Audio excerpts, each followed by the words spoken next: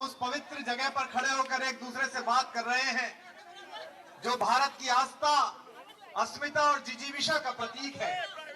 भगवान सोमनाथ का यह पवित्र स्थल, जिस पर 1000 वर्षों से दुनिया भर से आने वाले आक्रांताओं ने आक्रमण करके इसे नष्ट करने की कोशिश की, लेकिन भगवान शंकर ने बताया कि अगर प्रकृति का विष पीने की कोई क्षमता रखता है तो दुनिया के किसी शासक का अहंकार हमें पराजित नहीं कर सकता।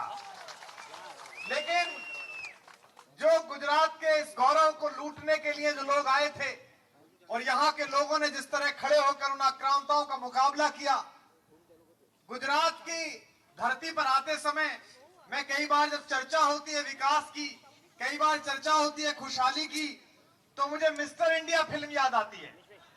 विकास मिस्टर इंडिया जैसा है जिसकी चर्चा तो बहुत पर दिखाई नहीं देता। नेशनल हाईवे से नीचे उतरिए, जैसे ही स्टेट की सड़क आई, स्टेट की सड़क ने उछल उछल के बताया कि कितना विकास है, कितना हो चुका है। और ये जो यहां पर भारत के भाग्य विधाता बैठे हुए हैं, अन्नदाता बैठे हुए हैं, जो आज संकट में है और कष्ट में है, और इन सब ने यह अवसर अपने लिए जुटाया है कि हम देश में इस ईमानदारी की, किसानों के हक में लड़ने की सबसे बड़ी आवाज अरविंद केजरीवाल के नेतृत्व में यहां इकट्ठे हुए हैं, सिर्फ ये बताने के लिए कि दुनिया के दूसरे मुल्कों में घूमने से कुछ नहीं होगा। अगर आपके यहाँ का किसान आंसू में है तो आपको अपराध का दंड भुगतना पड़ेगा, प्रायश्चित करना पड़ेगा। आत्महत्या की चिता पर देखकर किसान को नींद कैसे आ जाती है देश के प्रधान को।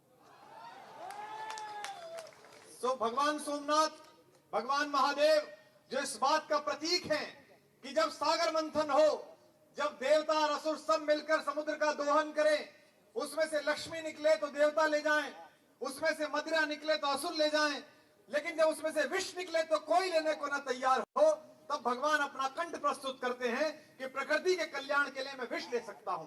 तो ये जो विष पीने की क्षमता है, यह जो अत्याचार सहने की क्षमता है, भगवान सोमनाथ इसका आशीर्वाद हमको और आपको दें। आज सोमनाथ के दर्शन के उपरांत पत्रकार पूछ रहे थे कि आपके कितने विधायक गिरफ्तार हो गए हैं। मैंने कहा लक्ष्य पीछे चल रहा है, 67 से हम जीते हैं, 3 भाजपा के आए हैं। प्रधानमंत्री जी रन रेट थोड़ा कम है, बढ़ाइए वरना हरा नहीं पाएंगे आप हमको। भगवान शंकर और सोमनाथ हमें यही सिखाते हैं कि इस कंठ में धारण करिए इस विष को, इस अपमान को, इस षड्यंत्र को, इस अनाचार को, इस कुप्रचार को। ये जितने भी आपके खिलाफ किए जाए इसे स्वीकार करिएगा और ये मत समझिएगा कि जो सामान्य लोग हैं, ये जो मध्यम वर्गीय परिवारों से आए हुए लोग हैं, ये जो किसान हैं, गुजरात की जमीन अकेली जमीन है। पूरी दुनिया में केवल गुजरात अकेला है जो एक ही समय में पूज्य महात्मा गांधी और पूज्य सरदार पटेल को एक साथ पैदा करना जानता है। अगर इस देश की आत्मा का निर्माण महात्मा गांधी ने किया है तो व्यक्तिगत अहंकारों में जूझती हुई रियासतों को एक करके इस देश के शरीर का निर्माण सरदार पटेल ने किया है।